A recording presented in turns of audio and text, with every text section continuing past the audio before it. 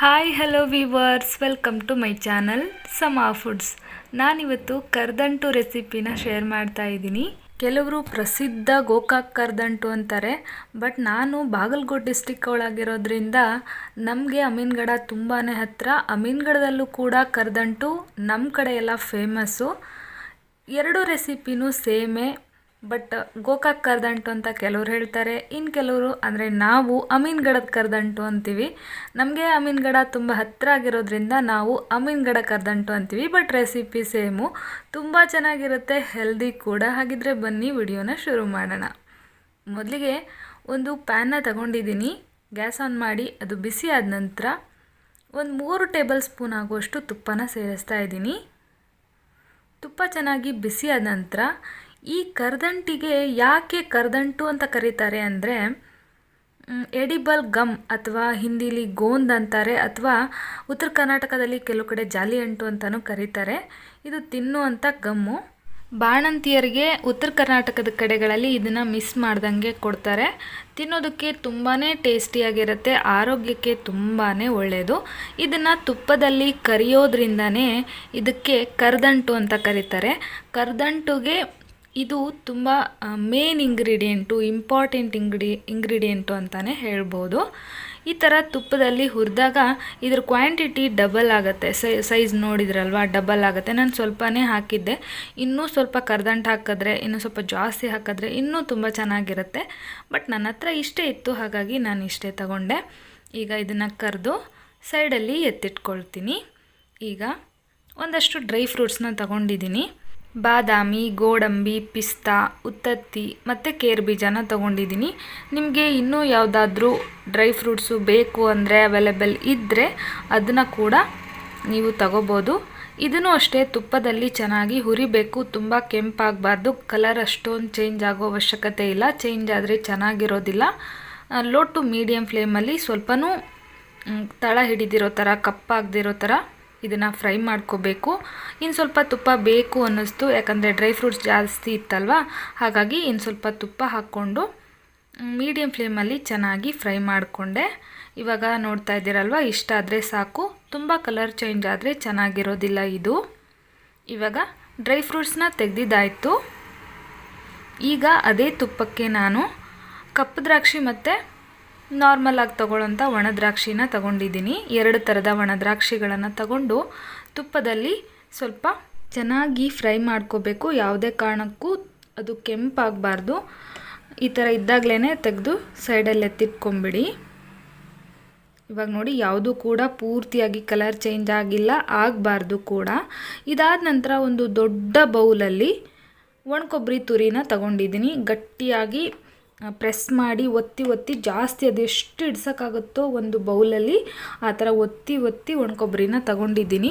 ಹಗುರವಾಗಿ ನಾವು ಒಣ ಕೊಬ್ಬರಿನ ತಗೊಂಡ್ರೆ, ಹಗುರವಾಗಿ ಅಳತೆ ಮಾಡಿ ತಗೊಂಡ್ರೆ ಬೆಲ್ಲ ಹಾಕೋದಕ್ಕೆ ಪರ್ಫೆಕ್ಟಾಗಿರೋದಿಲ್ಲ. ಹಾಗಾಗಿ ಒತ್ತಿ ಜಾಸ್ತಿ ಒಂದು ಬೌಲ್, ದೊಡ್ಡ ಬೌಲು ಎಷ್ಟು ಒಣ ಕೊಬ್ಬರಿನ ಇಡಿಸುತ್ತೋ ಅಷ್ಟು ತಗೊಂಡಿದ್ದೀನಿ.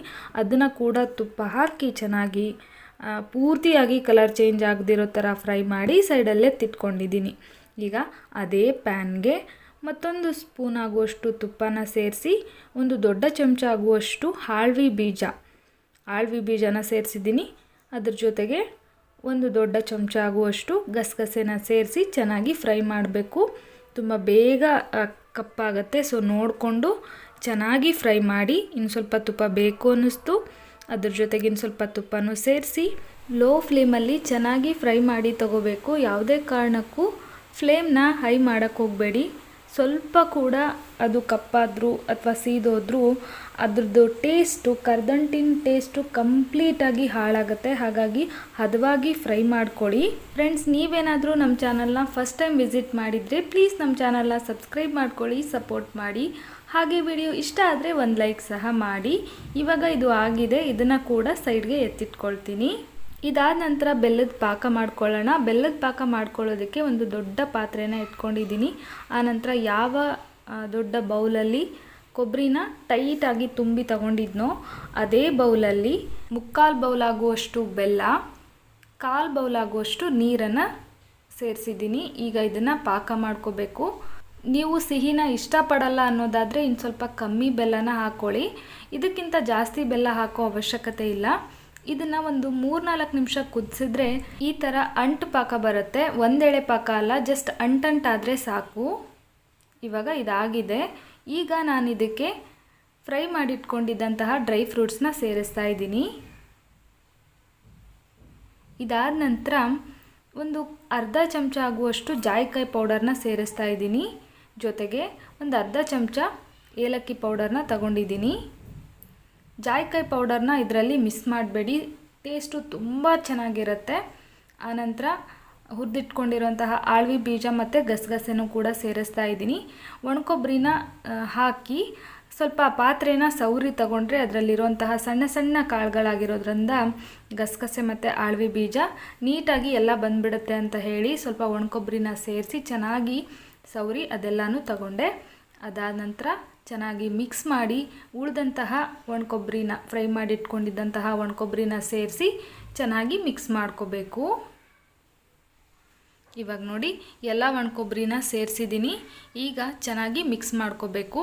ನಾನು ಗ್ಯಾಸ್ನ ಆಫ್ ಮಾಡಿಲ್ಲ, ಗ್ಯಾಸ್ನ ಲೋ ಟು ಮೀಡಿಯಮ್ ಫ್ಲೇಮಲ್ಲಿ ಇಟ್ಬಿಟ್ಟೇ ಇದೆಲ್ಲ ಇಂಗ್ರೀಡಿಯೆಂಟ್ಸ್ನ ಸೇರಿಸಿ ಮಿಕ್ಸ್ ಮಾಡ್ಕೊಳ್ತಾ ಹೋಗ್ತೀನಿ.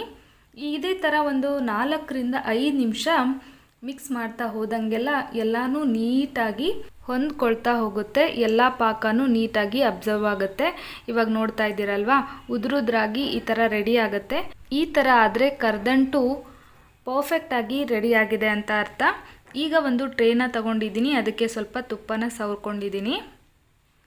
ಇದ್ರ ಮೇಲ್ಗಡೆ ಇದ್ದರೆ ತಗೊಳ್ಳಿ, ಇಲ್ಲ ಅಂದರೆ ಬೇಡ. ಒಂದು ಬಟರ್ ಪೇಪರ್ನ ಕೂಡ ನೀಟಾಗಿ ಅಂಟ್ಕೊಳ್ಳದೆ ಬರಲಿ ಅನ್ನೋ ಕಾರಣಕ್ಕೆ ಒಂದು ಬಟರ್ ಪೇಪರ್ನ ಕೂಡ ಇಟ್ಟು ಅದಕ್ಕೂ ಸ್ವಲ್ಪ ತುಪ್ಪನ ಸವರಿ ತಗೊಂಡಿದ್ದೀನಿ. ನಾನಿಲ್ಲಿ ಜಾಸ್ತಿ ಕ್ವಾಂಟಿಟಿನಲ್ಲಿ ಮಾಡಿರೋದ್ರಿಂದ ಜಾಸ್ತಿ ಇದೆ.